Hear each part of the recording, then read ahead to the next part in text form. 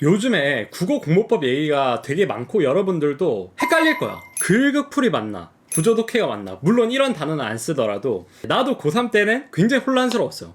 이쪽 OT를 들어보면 여기 맞는 것 같고 저쪽 OT 들어보면 저쪽 OT가 맞는 것 같고, 그래서 여러분들이 내 위치에 맞는 공부법을 잘 선택할 수 있게 수능 국어의 흐름을 한번 제가 설명을 드려보면서 어떻게 이 구조독해와 글극풀이라는 게 만들어졌고 지금 왜 이렇게 이 두 양대 산맥이 이렇게 해야 된다 저렇게 해야 된다라는 말이 많은지 설명을 한번 드려보겠습니다. 일단은 기출문제의 역사를 여러분들이 좀 보셔야 되는데 2016학년도까지 여기가 A형 B형으로 나뉘던 마지막 세대입니다. 이 시기는 국어가 1컷이 거의 뭐 100도 나오고 그 다음에 97, 96, 98 많이 나왔던 때입니다. 즉 국어가 쉬웠어. 근데 국어가 왜 쉬웠냐? 국어를 쉽게 내려면 어떻게 내면 되냐면 지문이 있어. 그 다음에 여기 문제가 있어. 지문에 요런 문장이 있어요. 문제에 이 문장을 요렇게 내면 됩니다. 즉 그대로 갖다 놓으면 쉬워져. 왜냐면 이렇게 내는 순간 그냥 눈으로 와리가리 치면 되거든. 그러니까 이해가 그렇게까지 깊게 필요가 없는 거야. 독해력이 100이 내든 독해력이 80이 내든 70이 내든 그냥 보고 이거 답이네? 해서 맞힐 수 있게 되는 거야. 근데 만약에 국어가 어려워진다. 그러면 지문의 이 문장이 문제에 이런 식으로 쓰여 있는 거야. 겉보기에 다른 문장처럼 보여. 그러면 무조건 이해를 해야 돼. 왜냐면 이 문장에 대한 의미를 100% 이해를 해야지 이 문장의 표현만 다르게 바꿔도 결국 같은 말이네? 이게 되거든. 근데 이 이해라는 것은 쉽지가 않죠. 그러니까 결국 이게 독해력이라는 건데, 독해력이라는 거는 사람마다 다 다르기 때문에 이렇게 독해력을 요구하게 나오면 다 털리는 겁니다. 근데 국어가 평화로웠던 이 시기 때는 이런 문항 잘 없었어. 여러분들 기출 보시면 이런 문항들 중에서도 정답률 낮은 것들은 다 이걸 요구하고 있어. 이 문장을 조금 다르게 써. 그대로 안 쓰고. 그래서 내가 생각을 하게 만들어. 이게 똑같은 말인가? 이렇게 이해하면 되는 건가? 제 개인적인 생각으로는 이때는 글극풀이 크게 힘이 없었어. 그러니까 독해력을 그렇게까지 강조하는 강사가 없었단 말이야. 왜냐면 그렇게까지 강조하지 않아도 95점까지 나오거든. 그냥 어떤 문장을 보고 이 말하고 있네? 여기 이 말하고 있네? 오케이. 문단 1, 2, 3 한 다음에 그 다음에 빠르게 훑은 다음에 문제 가서 비교해가지고 푸는 거야. 여기 있던 거 여기 있네. 그래가지고 이 당시에 이런 공부법이 많았어. 이 문장을 판단하는 근거가 되는 문장을 찾아라. 그래서 여기에 있던 게 여기 있네? 그럼 애들 생각 어떻게 하겠어? 문제 풀 때 이것만 체크해 놓으면 내가 빠르게 이 문제 풀 때 판단할 수 있겠다. 그리고 그게 실제로 됐고 그랬었는데 국어가 진화를 하기 시작합니다. 대표적으로 2017학년도 기출부터 2018학년도 이때가 격변기였어. 2017학년도 같은 경우에 반추의 미생물 지문이라고 해서 엄청나게 어려운 지문이 하나 나왔고 그 다음에 보험 지문, 이것도 정답률이 거의 20-30%대의 문항들이 많이 나왔던 그런 지문들이 출제가 됐어요. 그리고 이 지문들은 무엇보다 길이가 길었어. 그 다음에 2028학년도 때 오버슈팅 나왔죠. 그 다음에 부호화 지문 나오고 얘도 길이가 너무 길어. 그 다음에 무엇보다 더 큰 핵심적인 사항은 선지가 지문 그대로 나오지 않아. 그러니까 지문에 있는 말이 바뀌어서 나와요. 선지. 그러면 어떻게 되죠? 생각을 해야지 맞출 수 있게 되는 거야. 그래서 이때부터는 글극풀 요게 답이라는 지론이 많아졌어요. 결국에 독해력이 중요하다. 결국에 글을 읽고 이해하는 능력이 중요하다. 왜냐면 길이가 길죠. 그 다음에 이해를 요구하지. 그러니까 독해력이 낮은 애들은 그냥 다 나가 떨어지는 거야. 그래서 제가 알기로 제가 이때 고등학생이었는데 이때 김동호 선생님을 비롯해서 독해력을 강조하시는 분들이 확 부상을 했던 걸로 알아요. 그리고 나서 이제 2019학년도 이때도 레전드였지.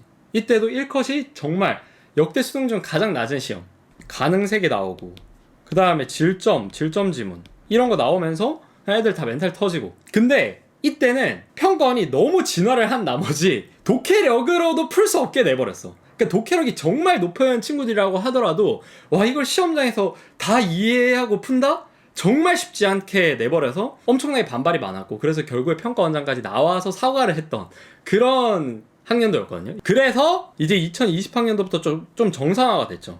2021학년도까지 이때까지도 2018 그 다음에 2017 이때랑 느낌이 비슷했어. 단 하나 달라진 건 이때는 지문의 길이가 길었거든요. 근데 이때는 지문의 길이가 그렇게 길어지지 않았어. 대신에 이건 유지됐어. 지문에 있던 문장이 선지에 그대로 나오진 않아. 그래서 똑같이 이해를 해야지만 풀 수 있었어. 그러다가 또 이 안정기를 거쳐서 또 2022학년도 이때 되니까 너무 또 어렵게 내버린 거야. 헤겔 나오고 브레턴우즈. 그러니까 이것도 결국에 진짜 독해력이 높은 애들 아니면 못 풀게 나왔어. 그래서 여기서 또 막 반발이 있었지. 아 이거 어떻게 푸냐.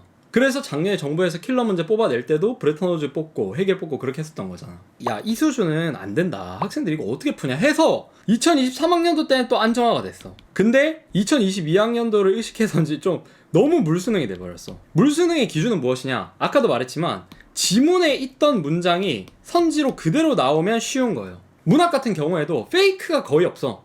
그냥 긍정이네. 그 다음에 지문에서는 긍정, 하나는 긍정, 나머지 부정. 그럼 긍정이네 하고 가볍게 사고가 진행돼도 다 맞힐 수 있게 나왔단 말이죠.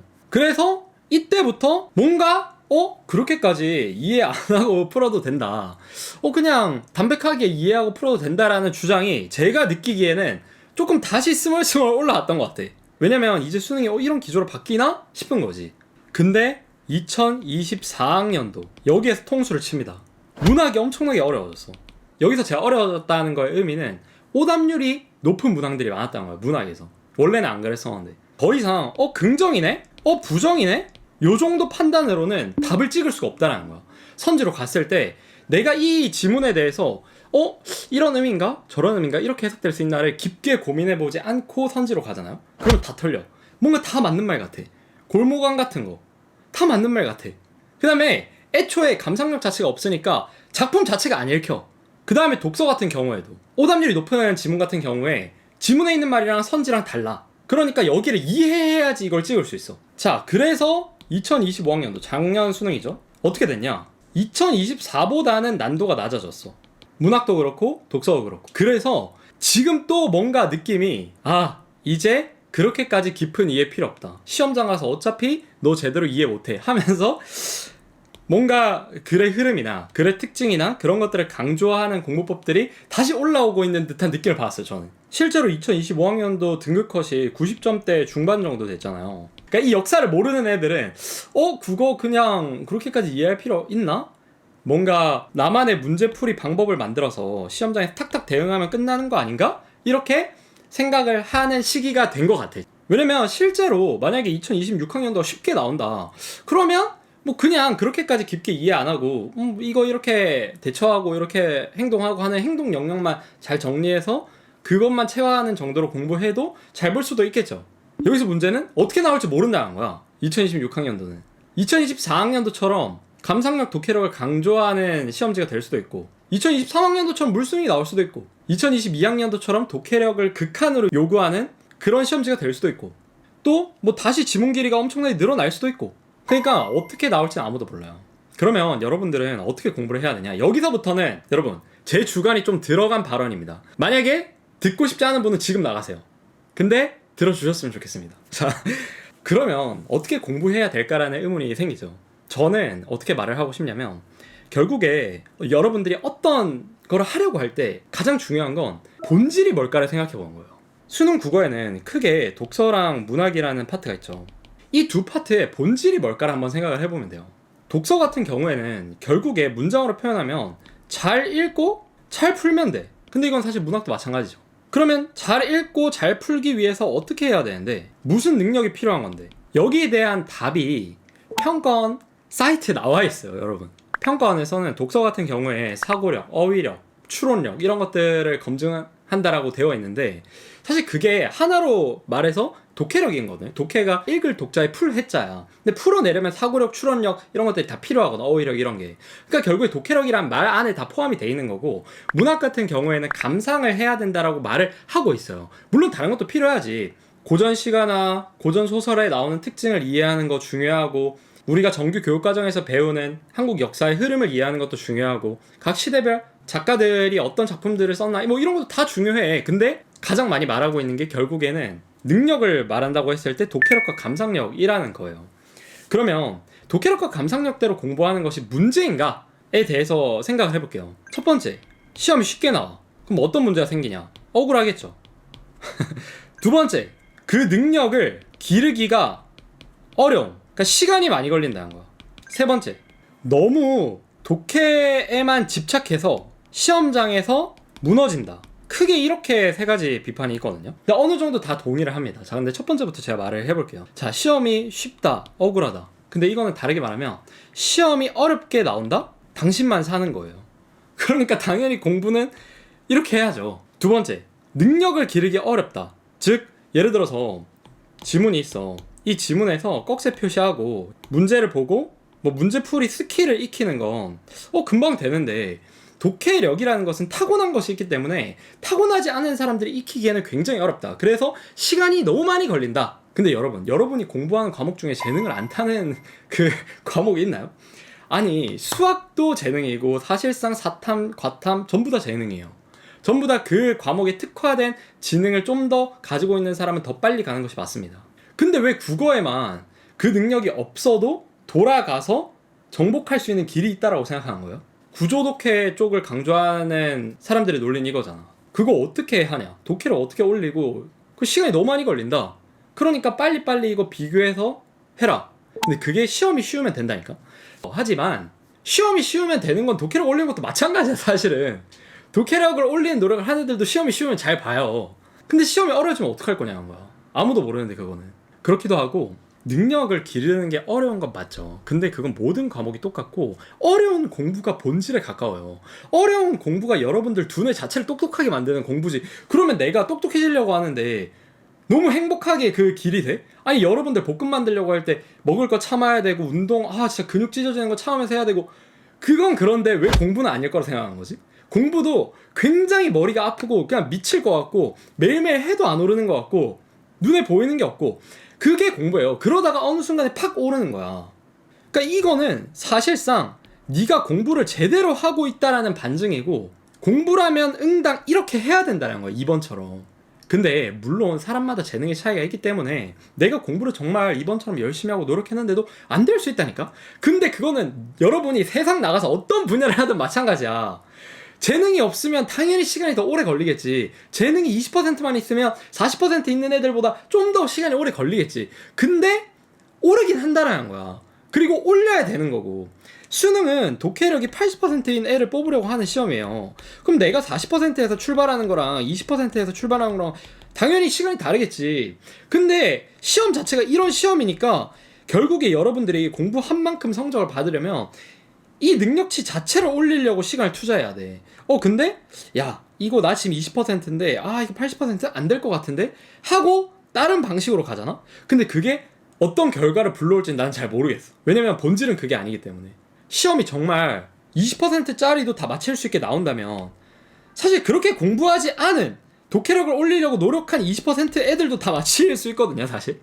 그러니까 제가 생각했을 때는 결국에 독해력을 늘리는 게 가장 본질적인 방법이고, 그게 시험에 어떻게 나오든 내 실력을 높여서 정직하게 점수를 받을 수 있는 공부가 아닐까라고 생각을 하는 거예요. 그리고 세 번째, 독해에 집착하다 보면 시험장에서 무너진다. 이거는 시험장에서 무너지는 게 아니고요, 독해력이 부족한 거예요. 그러니까 이 독해력이 원칙 20%야. 근데 내가 노력해서 30% 올렸어. 근데 시험장 가니까 독해력 50%를 요구해. 그래서 망했어. 그럼 귀결이 어떻게 되냐? 내가 이 독해력을 올리는 노력이 잘못됐구나. 이렇게 공부하면 안 되는 거구나라고 보통 귀결이 되는데, 그게 사실 아니라는 거지. 시간이 더 필요했다는 거야. 여러분들, 제가 그 PT쌤이랑 대화하면서 되게 감명을 받았던 게 뭐냐면, 대중들은 김종국 몸, 박재범 몸 같은 거를 1년 만에 만들 수 있다라고 생각을 한대요. 근데 그렇게 만들려면 정말 배불뚝인 상태에서 시작한다고 했을 때 3년 반 정도가 걸린다는 거야. 근데 하물며 운동도 그런데 여러분들의 지능 자체를 높이는 국어 공부가 그렇게 쉽게 될까? 라는 거죠. 뭐 그렇다고 해서 여러분들이 시간을 엄청나게 때려 박아야 된다, 그건 아닌데, 결국에 무언가를 얻기 위해서는 충분한 시간이 필요하다라는 사실을 좀 어른답게 받아들일 필요가 있다라는 거지. 그리고 그걸 쌓아가는 과정이 결국에는 가장 정직한 길이고, 내가 지금 몸이 20%가 완성이 됐어. 근데 복근이 생기려면 50%가 완성이 돼야 된대. 그러면 결국에 진득하게 시간을 들여가지고 이렇게 만들어야 되는 거지. 그리고 사실상 시험장에서 무너진다, 이것도 저 사실 국정원 읽어보신 분들 알겠지만 이해가 안 되면 밑줄 긋고 넘어가고 이 정도만 생각해가지고 답은 찍을 수 있다. 이런 식의 서술이 굉장히 많아요. 제 책을 보시면. 그러니까 저도 모르는 게 아니야. 모든 학생들한테 야 시험장에서 무조건 100% 이해해야지. 너가 그럼 못했어? 너가 빡대가린 거야. 이렇게 말 안 한다니까. 저도 3, 4등급이었기 때문에 저도 막 만점 받고 IQ 150이고 그런 게 아니고 굉장히 평범한 사람이기 때문에 시험장에서 점수를 내는 방법도 알려줘요. 그러니까 내 독해력이 30%일 때 어떻게 하면 최고로 점수를 받을 수 있냐 다 알려줍니다. 근데 그것보다도 제대로 읽고 이해하는 것을 강조하는 이유는 그것이 본질이기 때문에 그래요. 그리고 그렇게 공부해야지 어떤 난도로 시험이 나와도 다 맞출 수 있게 되는 거고. 나는 뭔가 독해력이 이미 100이 만점인데 90%야. 근데 뭔가 독해력 올리는 건 내가 지금까지 해왔던 거라서 재미가 없어. 뭔가 공부하는 느낌이 안 들어. 그래서 나는 뭔가 좀 더 구조화해주고 기출 속에서 공통점을 뽑아내주고 글 읽는 스킬 같은 것들을 알려주는 그런 강의가 좀 더 잘 맞아. 그런 사람이 충분히 있을 수 있거든요. 그런 사람들은 그런 강의 듣고 100으로 가면 되는 거야. 근데 고3이면 거의 다 대부분이고 재수생은 한 2등급 중위권 이하 정도는 이런 걸 할 때가 아니야. 자기도 알잖아 솔직히. 자기도 수업을 듣고 나서 그 지문을 내가 더 쉽게 설명할 수 없다는 걸 알잖아 본인도. 그러면 독해력 자체를 올려야지. 문장을 읽고 이해하는 법부터 길러야지. 저는 이 영상을 보는 단 한 명만이라도 자기의 상황을 정말 솔직하게 스스로와의 대화를 해보면서 인지하고 또 좋은 방향으로 공부를 했으면 하는 바람에서 찍는 겁니다. 그럼 영상 봐주셔서 감사하고 저는 다음에 또 좋은 영상으로 찾아오도록 하겠습니다.